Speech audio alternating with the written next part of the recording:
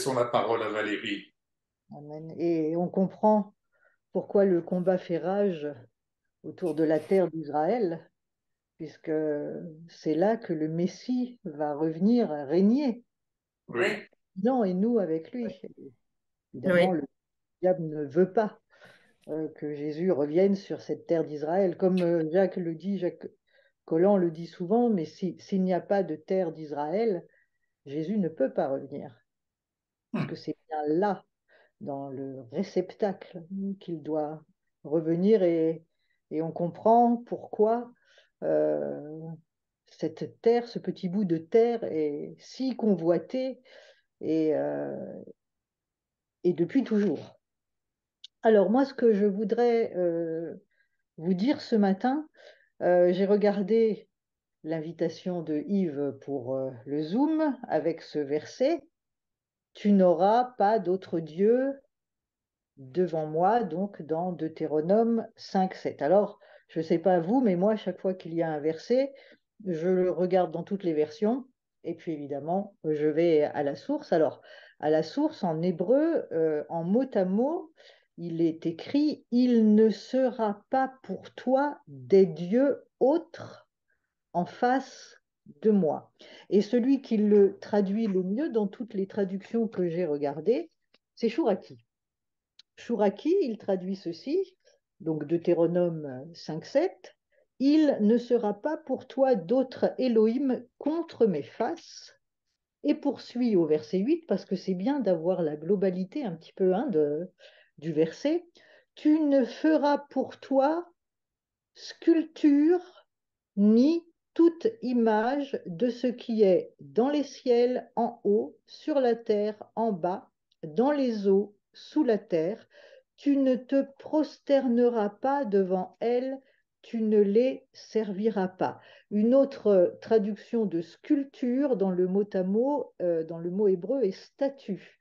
Donc tu ne feras pour toi statue ni toute image que second traduit par image taillée, et tu ne te prosterneras pas devant elle. Alors, en lisant ces versets, j'ai immédiatement pensé à quatre personnages que j'aime beaucoup. Alors qu'ils étaient en exil à Babylone, ils n'ont pas eu d'autres dieux et ont refusé de se prosterner devant des statues. Ces quatre-là, vous l'avez deviné, s'appellent Daniel, Anania, Michaël et Azaria. Ce sont leurs vrais noms. Daniel, Anania, Michaël et Azaria. Ils portent tous les quatre en eux, dans leur nom, le nom du Dieu d'Israël. Daniel et Michaël, le L, qui est le nom de Dieu, et Anania et Azaria, le Ya, est aussi un nom de Dieu. Mais en exil, à Babel, à Babylone, on va changer leur nom, on va tenter d'effacer leur identité en leur donnant un nom où il n'y a plus le Dieu d'Israël. On efface le Dieu d'Israël de leur nom pour le remplacer par celui de divinité chaldéenne. Daniel devient Belshazzar, Anania, Michaël et Azaria deviennent Shadrach, Meshach. Euh, Shadrach et Meshach, le Hak, est le dieu babylonien de la lune, et Abednego est le dieu babylonien de la sagesse. Donc vous voyez qu'on essaye d'ôter de leur identité le Dieu d'Israël afin de les assimiler là où ils sont en exil, mais plus encore à les assimiler au Dieu du roi qui règne sur le pays de Babylone, en l'occurrence Nebuchadnezzar. Alors, si vous lisez le livre de Daniel, vous verrez que dès le début, ces quatre fils d'Israël qui sont donc emmenés en exil avec d'autres jeunes hommes de lignée royale, ces quatre-là, ils ont refusé de s'assimiler en se nourrissant avec la nourriture du roi ou en buvant son vin, et ce, durant 3 ans. Parce qu'il fallait, durant 3 ans, se préparer en buvant la nourriture, en buvant et en mangeant la nourriture et le vin du roi, et à ce moment-là, ils avaient le droit de paraître devant le roi. Mais alors, de quelle nourriture parlons-nous?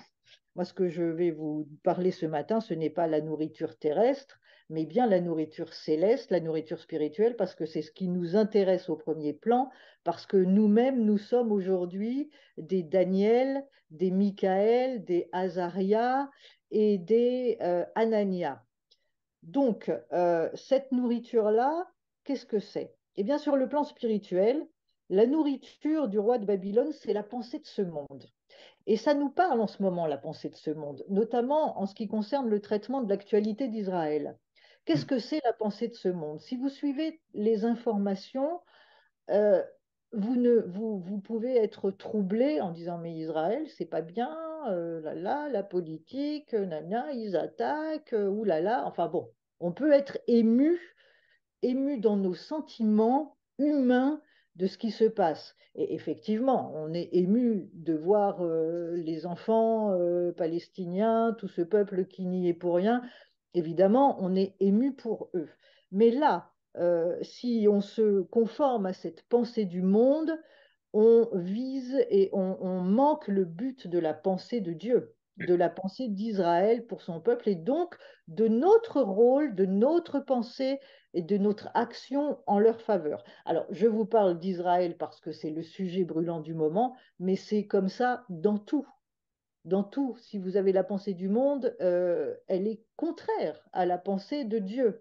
Et on peut se fourvoyer dans nos actions, dans nos pensées, dans nos prises de décision, si on se conforme à la pensée de ce monde.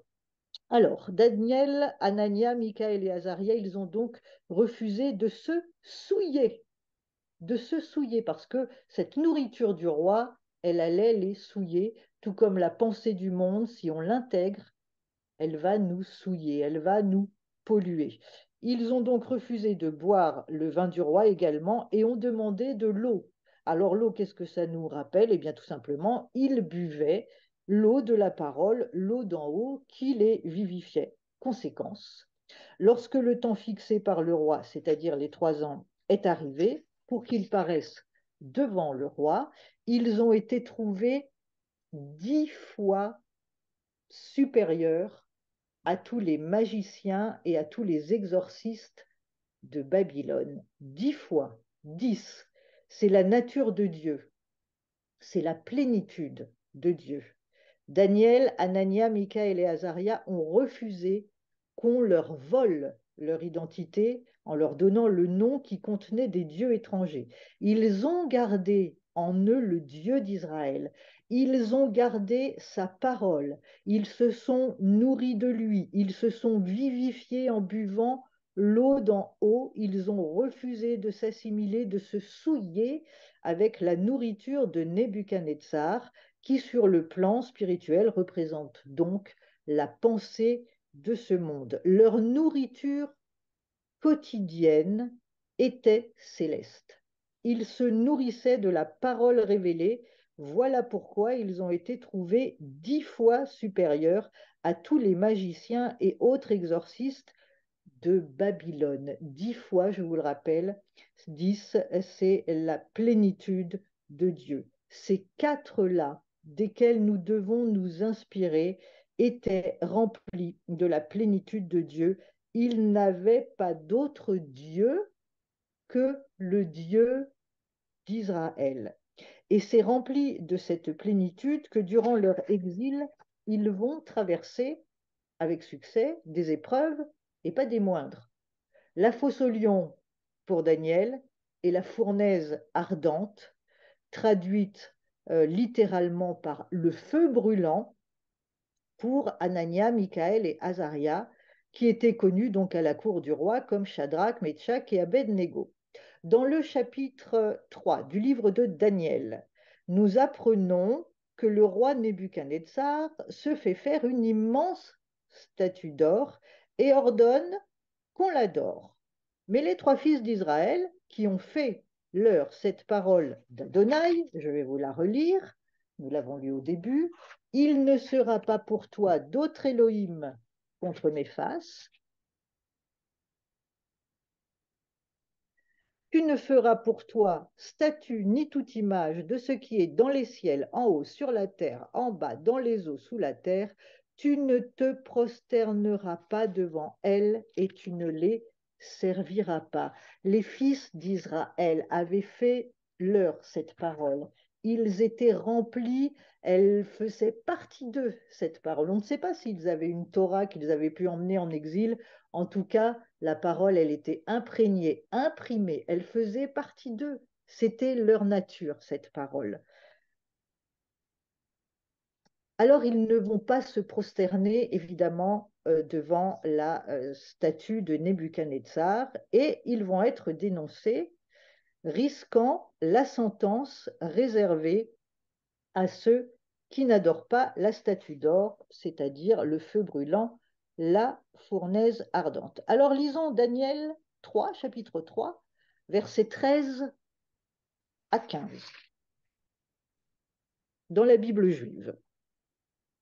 Daniel 3, versets 13 à 15.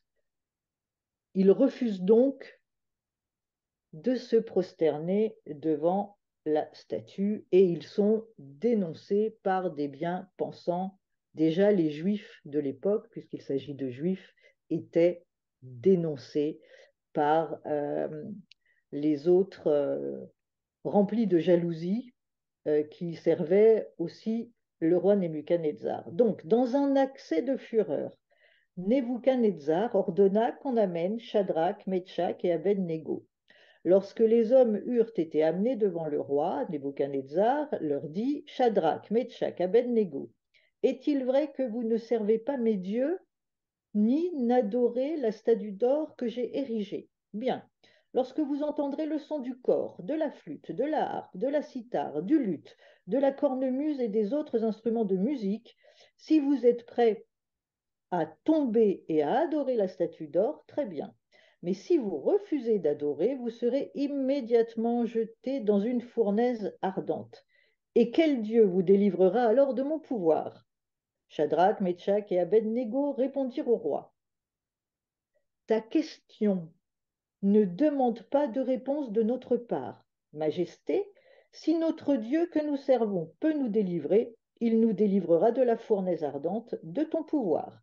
Mais même s'il ne le fait pas, nous voulons que tu saches, Majesté, que nous ne servirons pas tes dieux et n'adorerons pas la statue d'or que tu as érigée.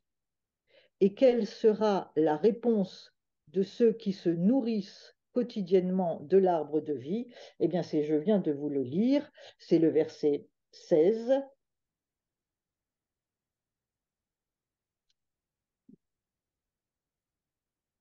Majesté, si notre Dieu que nous servons peut nous délivrer, il nous délivrera de la fournaise ardente et de ton pouvoir, même s'ils ne le font pas, s'il ne le fait pas. Nous voulons que tu saches, Majesté, que nous ne servirons pas tes dieux et n'adorerons la statue d'or que tu as érigée. Alors, ils vont être liés et jetés dans le feu brûlant, dans la fournaise ardente. La sentence va être exécutée. Ils sont jetés dans la fournaise, il nous est dit, avec leurs vêtements. Et là, on en avait déjà parlé il y a quelque temps, il y a peut-être 2, 3 ans, je vous avais déjà entretenu de Daniel et de cet événement, mais j'aimerais vous en reparler à la lumière de ce que nous traversons et de ce que le peuple juif est en train de traverser et de ce que nous allons nous aussi traverser parce que ne nous leurrons pas, nous entrons dans des temps difficiles. Alors, ils sont jetés dans le feu brûlant avec leurs vêtements. Ils sont en fait revêtus des vêtements du salut, couverts du manteau de délivrance. C'est ce que nous dit Ésaïe 61, 10. Pourquoi ils sont revêtus du vêtement de salut et couverts du manteau de délivrance? Eh bien, tout simplement parce qu'ils sont remplis de la parole. C'est leur pain quotidien, c'est leur nourriture quotidienne, c'est leur vêtement. C'est le vêtement qui les épouse parfaitement. Ils sont épousés par la parole, ces trois-là, et ces quatre-là, puisque Daniel aussi. Alors, poursuivons. Daniel 3, 21 à 23. Alors on lia ces hommes dans leurs manteaux, tuniques, robes et autres vêtements, et on les jeta dans la fournaise ardente, donc dans le feu brûlant. L'ordre du roi était si pressant et la fournaise tellement surchauffée que les hommes qui portaient Shadrach, Meshach et Abed-Négo furent mortellement brûlés par les flammes. Ces trois hommes, Shadrach, Meshach et Abed-Négo, tombèrent liés dans la fournaise ardente. Les 3 fils d'Israël sont tombés liés dans leurs vêtements donc. Ils avaient eu l'ordre de tomber et d'adorer la statue d'or. Ils ont refusé. Mais dans le feu brûlant, ils tombent. Et là, le verbe tomber signifie se prosterner. Ils se prosternent. Ils adorent celui qui les a précédés dans la fournaise, c'est-à-dire Yeshua.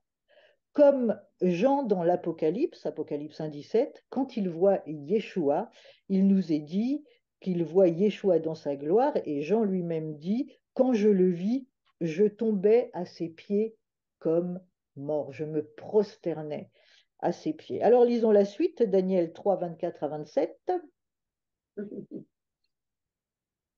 Soudain, Nebuchadnezzar sauta sur ses pieds. Alarmé, il demanda à ses conseillers, n'avons-nous pas jeté 3 hommes liés dans les flammes? Ils répondirent au roi, si bien sûr, Majesté. Mais il s'exclama, regardez, je vois 4 hommes non liés qui déambulent dans les flammes indemnes, et le quatrième ressemble à un des dieux. Yeshua les a précédés dans la fournaise. Il était avec eux durant l'épreuve, ce qui aurait dû les tuer, ce qui aurait dû les faire disparaître de la surface de la terre, les a au contraire fortifiés parce qu'ils avaient en eux le Dieu d'Israël. Il n'y avait aucun autre Dieu devant lequel ils se prosternaient. Il était leur pain quotidien. Il était leur source d'eau vive. Aussi, au travers de ce récit de ces 3-là, mais aussi de Daniel plus tard dans la fosse aux lions, qu'est-ce qui les a sauvés? Qu'est-ce qui les a préparés? Qu'est-ce qui a fait qu'ils étaient en veille? Ils n'ont pas eu d'autre Dieu que le Dieu d'Israël, en se nourrissant de sa parole, en buvant la source d'eau vive. Et c'est ce qui m'inspire pour nous ce matin, et ce que j'aimerais vous dire dans ces temps dans lesquels nous sommes, c'est de continuer à nous nourrir quotidiennement de la parole de Dieu, de boire à la source d'eau vive, de ne pas nous conformer au siècle présent, à la pensée de ce monde, mais d'être constamment renouvelés par la parole. Ce qui fait que quand nous arrivons devant des épreuves, devant le feu brûlant, Yeshua nous précède et revêtu de lui, de ce vêtement qui nous épouse. Nous sommes épousés par sa parole. Et plus nous nourrissons, plus nous sommes imprégnés, épousés de lui, de sa parole. Nous avons sa pensée. Et encore une fois, pour revenir aux événements qui se déroulent en ce moment en Israël et tous les événements qui vont suivre, et nous l'avons vu dans Matthieu 25, attention à ce que personne ne vous séduise par diverses pensées, par des faux prophètes, par des choses que nous allons entendre. Le seul moyen d'avoir du discernement, c'est d'être imprégné de la parole. C'est de notre nourriture quotidienne doit être la parole révélée, source d'eau vive. Et voilà pourquoi le Seigneur nous demande, Dieu est un Dieu jaloux, Dieu est un Dieu brûlant d'amour pour nous, et quand il nous demande de n'avoir pas d'autre Dieu que lui, c'est parce qu'il sait pertinemment que si nous sommes imprégnés de lui, nous passerons toutes ces étapes, nous passerons dans le feu brûlant, et il sera là et nous ne serons pas brûlés, nos vêtements ne seront pas brûlés. Pourquoi? Parce qu'on ne peut pas brûler la gloire de Dieu, parce qu'on ne peut pas brûler la parole de Dieu en nous, Yeshua en nous, ne peut pas être détruit. Voilà ce que je voulais, moi, vous partager ce matin avec ce verset vraiment qui m'a inspiré et qui m'a tout de suite fait penser à nos amis dans le livre de Daniel, que je vous encourage à relire, tout comme le livre d'Esther. Ce sont des livres prophétiques et qui nous inspirent et qui nous informent et qui nous donnent la marche à suivre pour ces temps dans lesquels nous sommes. Voilà ce que je voulais, moi, vous partager ce matin. Amen, amen. Merci beaucoup. Merci Valérie. Merci Seigneur.